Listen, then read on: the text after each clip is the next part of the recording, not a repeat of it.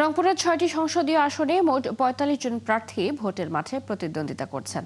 ভোটের দিন যত ঘনিয়ে আসছে, শেষ মুহূর্তে ভোটার টানতে প্রচারণা চলছে জোরে সোরে। নির্বাচনী মাঠে এবার ত্রিমুখী ও বহুমুখী প্রতিদ্বন্দ্বিতার আভাস মিলছে। জাতীয় পার্টি, বিএনপি, জামায়াত সহ একাধিক রাজনৈতিক দল ও স্বতন্ত্র প্রার্থীরা ৬টি আসনেই ভোটের লড়াইয়ে নেমেছেন। তাই ভিন্ন রাজনৈতিক আবহে বদলে যেতে পারে রাজনীতির পরিচিত ছক, বলছেন বিশেষজ্ঞরা। বিস্তারিত জানাচ্ছেন শাহ বায়েজিদ আহমেদ, ছবি তুলেছেন শাহিন আলম। বিএনপি, জামাত, জাতীয় পার্টি সহ বিভিন্ন রাজনৈতিক দল এবং স্বতন্ত্র প্রার্থীদের দম ফেলার ফুরসত নেই। ভোটের মাঠে দিন দিন বাড়ছে উত্তাপ। নির্বাচনী মাঠে এবার ত্রিমুখী ও বহুমুখী প্রতিদ্বন্দ্বিতার আভাস মিলছে। একাধিক রাজনৈতিক দল ও স্বতন্ত্র প্রার্থীরা ৬টি আসনেই ভোটের লড়াইয়ে নেমেছেন। কেউ বা দলের প্রতীক, কেউ বা নিজের প্রতীক নিয়ে ভোটারদের দ্বারে দ্বারে ঘুরছেন। তবে রাজনৈতিক সমীকরণে কিছুটা পরিবর্তন দেখা গেছে রংপুর ৪ আসনে। এখানে জামাত তাদের প্রার্থিতা প্রত্যাহার করে এনসিপিকে ছেড়ে দেওয়ায় ভোটের হিসাব নিকাশে নতুন মাত্রা যুক্ত হয়েছে। আমার কাউনিয়া পীরগাছার মানুষেরা তারা আমাকে আপন করে নিয়েছে, শাপলাকলি মার্কাকে আপন করে নিয়েছে। তারা এখানে দলমতের পার্থক্য দেখতে চায় না। তারা এখানে সব থেকে যোগ্য মানুষরা যেন সংসদে যেতে পারে। ৭২ ঘন্টা ময়েশ্চার লক সমৃদ্ধ লিলি বডি ওয়াশ, শিয়া বাটারের গুডনেস স্কিন রিপেয়ার করে রাখে সফট ও গ্লোয়িং। তাদের হয়ে কথাগুলো বলতে পারে, সেটাকেই তারা তাদের এখনকার সব থেকে বড় টার্গেট হিসেবে তারা নিয়েছেন। জনগণ এবার সিলেকশন দেবে, তারা যোগ্য প্রার্থীকে বেছে নেবে। কে যোগ্য, কাকে দিয়ে কাজ হবে, কে এলাকায় থাকে, কে এলাকায় থাকে না, কাকে দিয়ে কাজ হবে।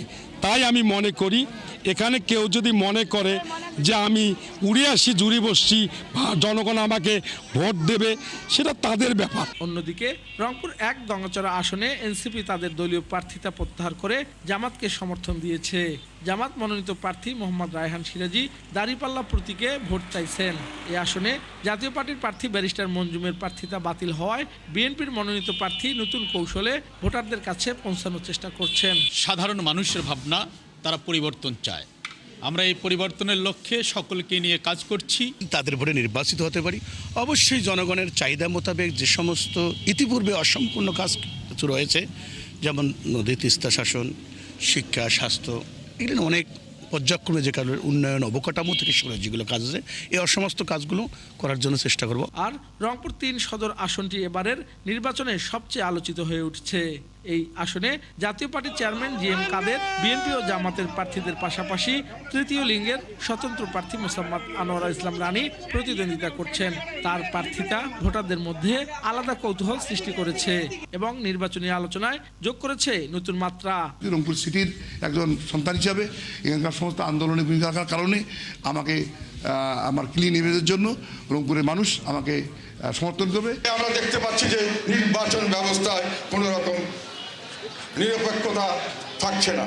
সরকারি দল এবং সরকার যখন সরাসরি এক দল হয়ে নির্বাচন করে, সেখানে আমরা কিভাবে নিরপেক্ষতা আমরা আশা করতে পারি? শান্তিপূর্ণ, অবাধ ও সুষ্ঠু নির্বাচন আয়োজনের লক্ষ্যে প্রশাসনের পক্ষ থেকে নেওয়া হয়েছে প্রয়োজনীয় সব প্রস্তুতি।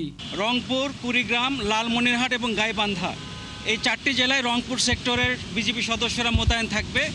এখানে সিটি কর্পোরেশন সহ 27টি উপজেলা রয়েছে।